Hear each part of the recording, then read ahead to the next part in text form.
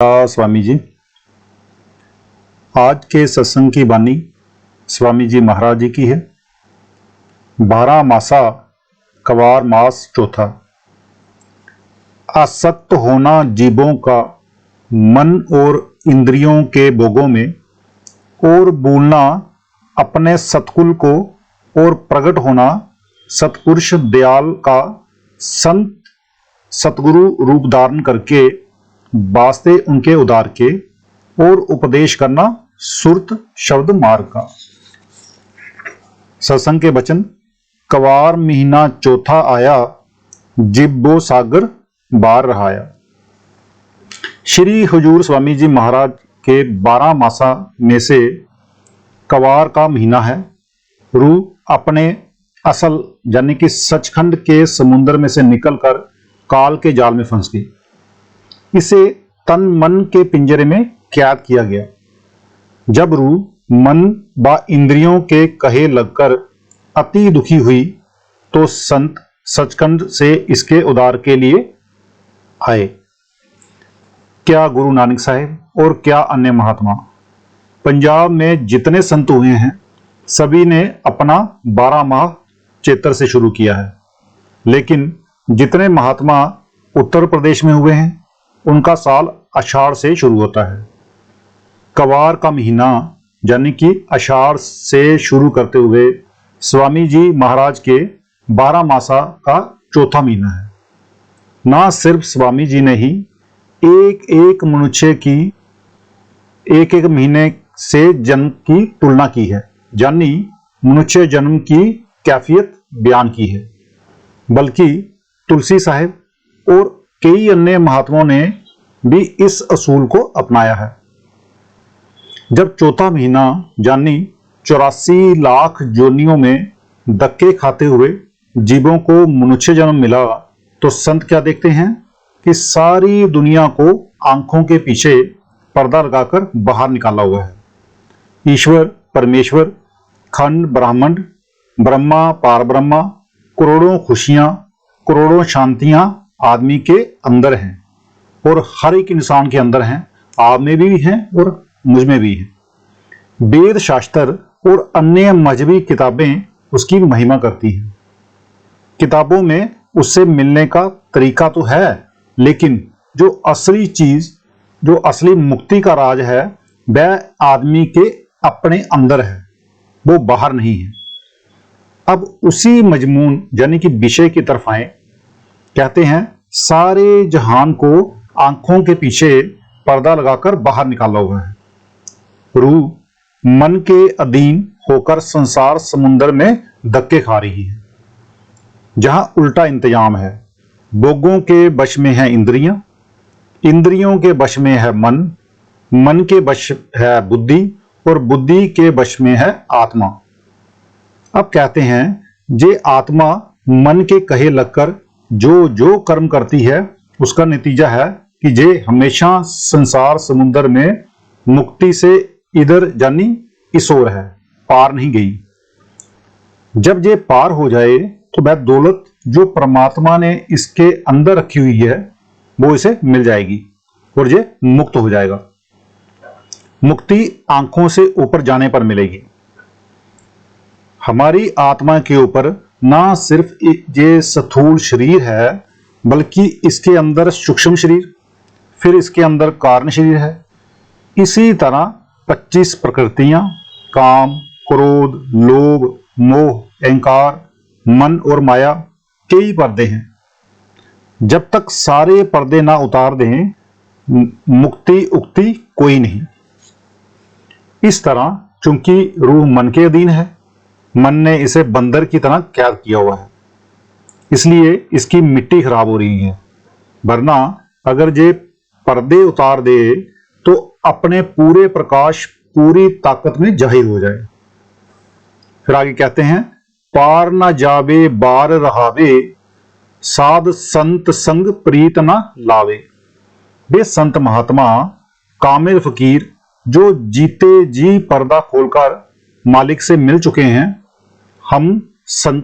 हमें वो सचखंड ले जा सकते हैं।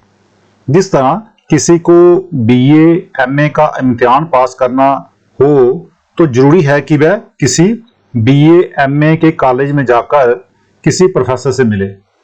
इसी तरह अगर किसी को मालिक से मिलना और संसार समुद्र से पार होना है तो उसे चाहिए कि किसी पार जाने वाले कामिल फकीर से मिले और उससे पूछे कि महात्मा जी आप अंदर कैसे जाते हो, मुझे भी अंदर ले चलो। फिर आगे कहते हैं, जगत भोग में रहे अदीना, रोग शोक दुख सुख मलीना। हम मन के कहे खाते पीते, रिश्ते नाते कबूल करते और दुनिया के और सारे काम करते हैं। मन इंद्रियों के अधीन है, इंद्रियां भोगों की आशिक हैं। जो इंद्रियां चाहती हैं मन को खींचकर ले जाती हैं। आंखों की इंद्रियां सुंदर सुंदर रूप की तरफ खींचकर ले जाती हैं। जवान की इंद्रियां अच्छे अच्छे खान पान की तरफ ले जाती हैं। कानों की इंद्रियां राग रस की तरफ ले जाती हैं। मन के वश बुद्धि है, बुद्धि के वश आत्मा है। आत्मा की फिर मिट्टी पलीद हो रही है। इंसान चोरियां, ठगियां, दुराचार, ऐब, पाप और बेशुमार खोटे कर्म करता है। ये कौन करवाता है? मन। इन कर्मों का नतीजा इसे मौत के बाद मिलेगा। जिस तरह जमींदारों के घर जो दाने हैं वे अब खाएंगे और अब जो आषाढ़ में बोएंगे फिर सावन में खाएंगे, फिर सावन में बोएंगे और आषाढ़ में खाएंगे। इसी तरह जीव जैसे जैसे कर्म करेगा वैसे वैसे टाइम आने पर यानी कि समय आने पर वो उसे भोगेगा। मेरे पास अलग अलग किस्म के रोगी आते हैं। कोई कहता है कि मैं बीमार हूं, कोई कहता है कि मैं गरीब हूं, कोई कहता है कि मुझ पर मुकदमा बना हुआ है। मतलब कि तरह तरह के दुख बयान करते हैं। मैं कहता हूं कि तुम्हारे कर्म, उन्हें चाहिए कि उन कर्मों को प्यार के साथ भोग लें और आगे से ना करें, बल्कि अपने आप यानी कि मन को धिक्कारें कि तेरे ही किए हुए हैं। आम हालत क्या है? अगर कोई खुशी आ गई तो खुशी से फूल गया, अगर कोई तकलीफ आ गई या कोई मर गया तो शोक मनाने लग गया, मानो दुख सुख में सारी उम्र गुजार गया। ये दुनिया की जितनी लज्जतें हैं, जितने स्वाद हैं, ये बीमारियां देने वाले हैं, नरकों में ले जाने वाले हैं। फिर गुरु नानक साहब कहते हैं, बहु साधो दुख प्रावत होगे, भोगो रोग सो अंत बिगोवे। भोग से रोग हो गए, दुख और बीमारियां हो गई। हरखो सोग ना मिटी कबू, बिन बाने बरमाईदा। जितने अच्छे अच्छे नाच रंग देखे उतना दुखी हुए। मौत के वक्त जमदूत आएंगे, पकड़कर नरकों में ले जाएंगे। फिर कहते हैं, ज्ञान बेराग भक्ति नहीं दारी, मोह राग हंकार पचारी। अगर ये किसी सतगुरु या उस्ताद से राह लेकर अंदर पर्दा खोलता, रूहानी मंजिलों पर जाता, इसे ज्ञान हो जाता और मालिक से प्यार हो जाता। इसे पता लग जाता कि जो दौलत मालिक ने इसके अंदर रखी है उसके मुकाबले में बाहर कोई दौलत है ही नहीं, मगर इसके खोटे कर्म, खोटे बाग हैं। मन इसे सत्संग में जाने ही नहीं देता। जो महात्मा अंदर जाते हैं उनके सत्संग से फायदा उठाना चाहिए, मगर हमारी क्या हालत है कि इस कान से सुना उस कान से निकाल दिया। ना जे अंदर गया, ना भक्ति ज्ञान और शांति हासिल की। सारी उम्र बैलों की तरह परिवार का बोझ ढोया, दुनिया की दौलत इकट्ठी की। जब मौत आई सब कुछ यहीं दरा का दरा रह गया। मौत के वक्त ना बेटे साथ जाते हैं, ना बेटियां, ना दौलत और ना कोई और सामान। जब शरीर साथ नहीं जाता तो और क्या जाएगा? ये शरीर किराए का मकान है, सभी ने खाली किया और हमें भी अपनी बारी आने पर खाली करना है। जो चीज साथ जाने वाली थी उसे हाथ भी ना लगाया, ना अंदर गया, ना वह दौलत हासिल की, ना रूह ऊपर गई, ना ही इसे ज्ञान हुआ। ये मन बुद्धि के विचार को, किताबों के पढ़ने को ज्ञान समझता है। तो आज का सत्संग इतना ही, मिलते हैं कल के सत्संग में। राधा स्वामी जी।